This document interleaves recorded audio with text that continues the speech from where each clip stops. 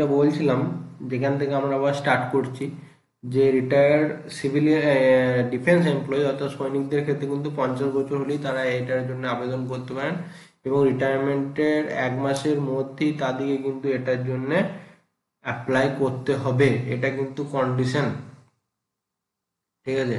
Account can be open as individual capacity or jointly with spouse only, অর্থাৎ এই অ্যাকাউন্টটা কিন্তু আপনার সিঙ্গেল নামে খুলতে পারেন বা ডবল নামে খুলতে পারেন, কিন্তু ডবল নামে খুললে কন্ডিশন এটাই যে একমাত্র আপনার স্ত্রী বা স্বামী, ঠিক আছে।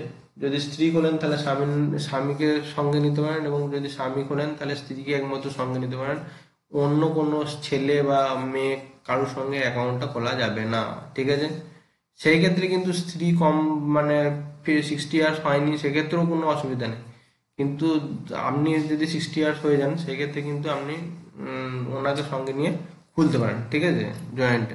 The whole amount of deposit in joint shall be attributed to the first account holder only। ওই যে যে কথাটি বললাম, যে আপনি যেহেতু 60 বছর হয়ে গেছেন, আপনার নাম প্রথমে থাকবে, এবং সেই প্রথম যার নাম থাকবে, অর্থাৎ আপনি ধরুন আপনার নামটা প্রথমে রাখছেন, আপনার 60 ইয়ার্স হয়ে গেছে, আপনার স্ত্রী হয়তো 60 ইয়ার্স হয়নি, 54 ইয়ার্স এজ কি 55 ইয়ার্স এজ, সুতরাং আপনার নামেই কিন্তু অ্যাকাউন্টটা হবে, কিন্তু ওনার নামটাও সঙ্গে থাকবে। আহ, ওনার নামও থাকবে, আপনার নামও থাকবে, কিন্তু ফার্স্টে আপনার নাম থাকবে, ঠিক আছে, এবং আপনার নামেই অ্যাকাউন্ট হয়েছে সেটা কিন্তু ধরে নেওয়া হবে, ঠিক আছে। ডিপোজিট ডিপোজিট হচ্ছে মিনিমাম ডিপোজিট 1000 এবং মাল্টিপল অফ 1000 রাখতে পারেন, এবং ম্যাক্সিমাম 30 লাখ রাখতে পারেন এটাতে। এবং এটাতে এটাও করতে পারেন যে ধরুন আপনার এখন 5 লাখ আছে, আপনি 5 লাখে এসসি খুললেন, তারপরের বছর আবার 5 লাখের খুললেন, এরকম করে খুলতে পারেন। তবে অ্যাট এ টাইম রাখাটা বেশি ভালো, কারণ হচ্ছে যাদের ক্ষেত্রে আপনার এই যে ইন্টারেস্টটা ব্রেক হবে না, ইন্টারেস্টটা একই সঙ্গে পাবেন করে টাকাটা, আর বারবার করলে ইন্টারেস্টটা একই সঙ্গে পাবেন, অর্থাৎ এই ইন্টারেস্ট কিন্তু আপনি যে মাসেই রাখুন, ধরুন আপনি যদি ধরুন 15 এপ্রিল করলেন, তাহলে 15 এপ্রিল থেকে 1 জুলাই পর্যন্ত যে সুদটা প্রথমবার হয়তো একটু কম সুদ পেয়ে সেইটা ঢুকে গেল, এরপরে জুলাই মাসের পর থেকে আবার যে অক্টোবর মাস, এটা কিন্তু ফুল যে 3 মাসের সুদ 8.2% হারে মোট বছরের যে সুদ হচ্ছে, সেখান থেকে 3 মাসের কোয়ার্টারলি যে সুদটা পাবেন সেটা করে পাবেন। অর্থাৎ এইখানে মাঝে আপনি এপ্রিলেই ঢুকুন, মেতেই ঢুকুন, 1 জুলাই কিন্তু আপনি একটা সুদ পাবেন, ঠিক আছে। জুলাইয়ের সুদটা পাওয়ার পর এই জুলাই থেকে অক্টোবরের যে সুদটা সেটা কিন্তু আপনার আবার দেখবেন যে ফ্রেশ সুদ, মানে যেটা আপনি অরিজিনালি পাবেন সেটা কিন্তু হবে, ঠিক আছে।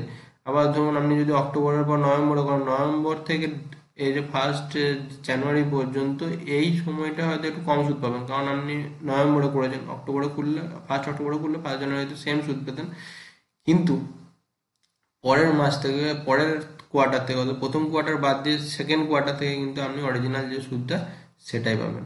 জিনিসটা বোঝা গেল।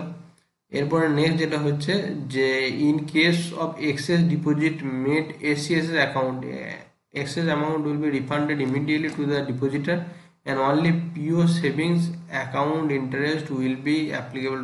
ধরে নিন আপনি 30 লাখের ওপরে কোনোভাবে করে দিয়েছেন, এবং সেটা ধরুন যখন উনি করতে যাবেন, অর্থাৎ কম্পিউটারে যখন ধরুন কোনো পোস্ট অফিসে করতে যাবে, তখন কিন্তু ওকে শো করে দেবে যে এই জিনিসটা হচ্ছে। যদি ইন কেস বাই চান্স যদি ধরুন আপনার নামে আরেকটা এসিএস অ্যাকাউন্ট খুলে গেল, এবং পরবর্তীকালে যেটা ভ্যালিডেশন পিরিয়ড থাকে সেখানে আপনার দেখা গেল যে আপনি তো অলরেডি 30 লাখ ক্রস করে দিয়েছেন, তখন কি হবে না, যে টাকাটা আপনি জমা রেখেছেন, হয়তো 5 লাখ টাকা আরো বেশি করেছিলেন এসিএস, 30 লাখ টাকার কথা আপনি 30 লাখ করার পরও আরো 5 লাখ এসিএস করে দিয়েছেন, পোস্ট অফিসও সেটা ভুল করে দিয়েছে, সেক্ষেত্রে কিন্তু সেটাতে অ্যাকাউন্টে আপনি সেভিংস হারে অর্থাৎ 4% হারে সুদ পাবেন, তখন কিন্তু সেটাতে এসিএস এর হারে সুদ পাবেন না।